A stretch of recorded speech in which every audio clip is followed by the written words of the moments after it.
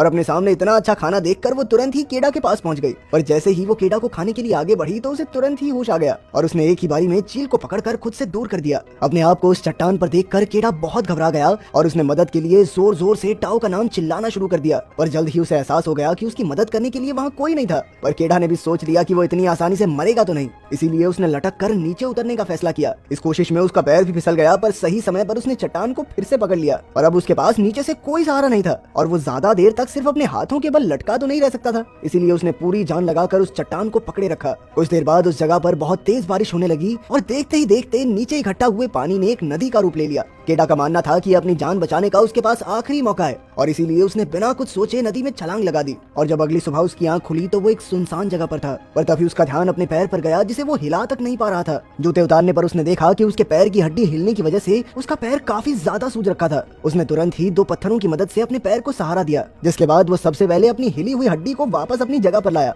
और फिर उसने अपने जूते पर लकड़ी लगाकर चलने के लिए अपने पैर को सहारा दिया। केडा अपने साथियों के पास जाना चाहता था, इसीलिए उसने पहाड़ी की चोटी पर जाने का फैसला किया, जहाँ पहुंचकर उसकी नजर उन पत्थरों पर पड़ी जिन्हें टाओ ने अपनी पूजा के लिए इस्तेमाल किया था। उन्हें देखकर केडा अंदर तक टूट गया, पर तभी उसे कुछ आवाज सुनाई दी और जब उसने गौर से देखा तो उसकी नजर भेड़ियों के एक झुंड पर पड़ी, जिन्हें देखते ही केडा ने पूरी रफ्तार से भागना शुरू कर दिया। लेकिन वो भेड़ियों से तेज थोड़ा ना भाग सकता था। भेड़िए जल्द ही उसके बहुत करीब पहुंच गए, तो उनसे बचने के लिए उसने एक सूखे हुए पेड़ पर चढ़ने का फैसला किया और इसी बीच एक भेड़िए ने उसका पैर पकड़ लिया। पर केडा ने तुरंत ही अपना चाकू निकालकर उस भेड़िए को मार गिराया, जिसके बाद वो भेड़िया तो जमीन पर गिर गया, पर अभी भी उसके साथी उस पेड़ के नीचे ही खड़े थे। इसीलिए केडा ने उनके जाने तक उसी पेड़ पर रुकने का फैसला किया, जिसके बाद उसे पूरी रात उसी पेड़ पर गुजारनी पड़ी। और अगली सुबह जब उसकी आंख खुली तो उसने देखा कि भेड़िए अपने जख्मी साथी को वहीं छोड़कर वहां से चले गए थे। केडा ने सबसे पहले अपने चाकू को एक लकड़ी से बांधकर अपने लिए एक हथियार बनाया, जिसके बाद वो जख्मी भेड़िए को मारने के लिए उसके पास गया। लेकिन उसे ऐसी जख्मी हालत में देखकर केडा का दिल पिघल गया और उसने इस भेड़िए की जान को बख्शने का मन बना लिया। जिसके बाद उसने अपनी सुरक्षा के लिए सबसे पहले एक रस्सी की मदद से भेड़िए का मुंह बांधा और फिर उसे अपने कंधे पर उठाकर एक गुफा की ओर चल दिया, जहाँ पर उन्होंने जैसे तैसे रात काटी। अगली सुबह केडा कुछ जड़ी बूटियां तोड़कर अपनी चोट पर लगा ही रहा था कि तभी भेड़िए ने अपने मुंह पर बंधी रस्सी खोल दी। ये देखने के बावजूद भी केडा शांति से बैठा रहा और थोड़ी देर बाद उसने भेड़िए को पानी देने की भी कोशिश की, और वो भेड़िया अपने दांत दिखाकर केडा को डरा रहा था। लेकिन केडा ने फिर भी अपने आप को शांत रखते हुए उसे पानी देने की कोशिश की और केडा के इस बर्ताव को देखकर वो भेड़िया भी शांत हो गया, जिसके बाद उसने केडा के दिए हुए पानी को भी पिया। ये देखकर केडा काफी खुश था और थोड़ी देर बाद उसने भेड़िए के चोट पर चिपके हुए कीड़े भी हटाए और उन्हें भेड़िए को खाने के लिए दे दिया। पर वो जानता था कि उन्हें जिंदा रहने के लिए शिकार करने की जरूरत है और अपनी इसी जरूरत को पूरा करने के लिए वो अगले दिन एक खरगोश का शिकार करके लाया। और जब वो उसे पकाने के लिए आग जलाने की कोशिश में लगा हुआ था तभी उस भेड़िए ने आगे बढ़कर उससे खरगोश को छीनने की कोशिश की। पर केडा जानता था कि भेड़िए को काबू रखने के लिए उसे खुद को ज्यादा ताकतवर दिखाना पड़ेगा, इसीलिए उसने तुरंत ही भेड़िए को डराकर पीछे कर दिया और अपनी ताकत दिखाने के लिए उसने जमीन पर पड़े खरगोश को दांत से चबाना शुरू कर दिया, जिसे देखकर वो भेड़िया चुपचाप अपनी जगह पर बैठ गया। उस रात केडा ने कई दिन बाद खाना खाया और वहीं दूसरी तरफ वो भेड़िया चुपचाप बैठकर केडा को देख रहा था।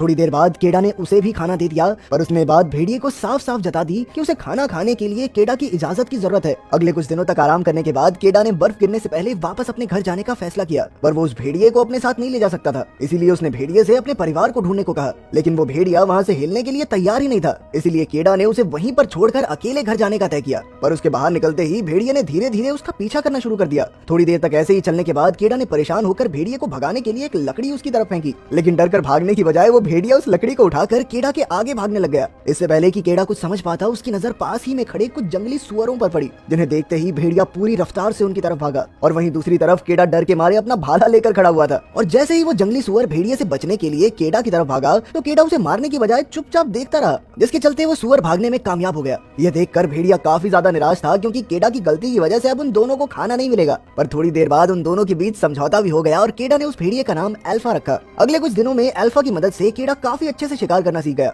और अब धीरे धीरे वो दोनों एक दूसरे को काफी अच्छे से समझने लगे थे। यहाँ तक कि रात को अल्फा केडा को गर्म रखने के लिए उसके साथ चिपक कर सोता। वहीं केडा को भी सब में काफी मजा आ रहा था। पर कुछ दिनों बाद सर्दियों के आते ही पूरा इलाका बर्फ की सफेद चादर से ढक गया, लेकिन केडा और अल्फा किसी तरह अपने लिए शिकार करते हुए धीरे धीरे आगे बढ़ रहे थे। पर एक दिन पैर के नीचे की बर्फ टूटने की वजह से केडा सीधा पानी में जाकर गिर गया और अब उसे ऊपर आने का रास्ता नहीं मिल रहा था। वहीं अल्फा भी अपने वजन से बर्फ को तोड़ने की कोशिश में लगा हुआ था, पर उसका वजन बर्फ तोड़ने के लिए काफी नहीं था। थोड़ी देर तक कोशिश करने के बाद आखिर आखिरकार केडा ने अपने चाकू की मदद से अपने लिए रास्ता बना ही लिया, जिसके बाद अल्फा की मदद से वो जैसे तैसे ऊपर आ ही गया। अगले दिन रास्ते में केडा की नजर टेंट के बाहर बैठे एक आदमी पर पड़ी, जिसे देखते ही वो खुशी से झूम उठा। पर जैसे ही वो उस आदमी के पास पहुंचा तो उसने देखा कि वो आदमी पहले ही बर्फ से जमकर मर चुका था। इसके बाद उसने टेंट के अंदर जाकर खाना ढूंढने की कोशिश की, पर कोई फायदा नहीं हुआ। केडा ये देखकर बहुत निराश हुआ, पर वो किसी भी हालत में अपने परिवार से मिलना चाहता था, इसलिए वो दोनों एक बार फिर से अपने सफर पर चल दिए। थोड़ी देर बाद उनकी नजर सामने से आ रहे एक बर्फीले तूफान पर पड़ी और चीजों को और मुश्किल बनाने के लिए उन्होंने देखा कि कुछ शिकारी कुत्ते भी उनके पीछे आ रहे थे। केडा ने अपने दिमाग का इस्तेमाल करते हुए अल्फा के साथ एक गुफा की तरफ भागना शुरू कर दिया। सामने से आ रहे तूफान और पीछे से आ रहे कुत्तों के बावजूद भी वो सही समय रहते उस गुफा के अंदर पहुंच गए। अंदर पहुंचते ही केडा और अल्फा उन कुत्तों का स्वागत करने के लिए तैयार खड़े थे। थोड़ी देर तक इंतजार करने के बाद वो समझ गए कि वो कुत्ते जरूर तूफान में फंस गए होंगे। केडा को लग रहा था कि खतरा अब टल चुका है, लेकिन अल्फा अभी भी दीवार की तरफ मुंह करके हमला करने के लिए तैयार खड़ा था और कुछ ही सेकंडों बाद उनके सामने एक काले रंग का तेंदुआ आया, जिसने केडा को देखते ही उस पर हमला कर दिया। पर केडा को बचाने के लिए अल्फा उस तेंदुए के सामने आ गया, जिसके बाद उन दोनों के बीच में लड़ाई शुरू हो गई। केडा पहले तो बहुत डरा हुआ था, पर वो जानता था कि अगर उसने तेंदुए को नहीं मारा तो अल्फा का जिंदा बचना नामुमकिन है। इसीलिए अपनी सारी हिम्मत इकट्ठा करते हुए उसने एक तीर तेंदुए की तरफ छोड़ दिया, जिसके लगते ही वो तेंदुआ जमीन पर गिर गया। तेंदुए के नीचे गिरते ही केडा ने अल्फा को आवाज लगाई, जो तेंदुए के साथ ही पड़ा हुआ था। केडा के बार बार आवाज लगाने पर अल्फा ने थोड़ी देर बाद खुद को तेंदुए की पकड़ से आजाद करवा लिया। वो केडा की तरफ भागा, पर अपने जख्मों की वजह से दोबारा नीचे गिर गया। केडा जानता था कि अल्फा ने कई बार उसकी जान बचाई है, इसीलिए वो किसी भी हाल में अल्फा को अपने साथ घर ले जाना चाहता था। अगली सुबह उन दोनों ने वापस अपनी मंजिल की ओर चलना शुरू कर दिया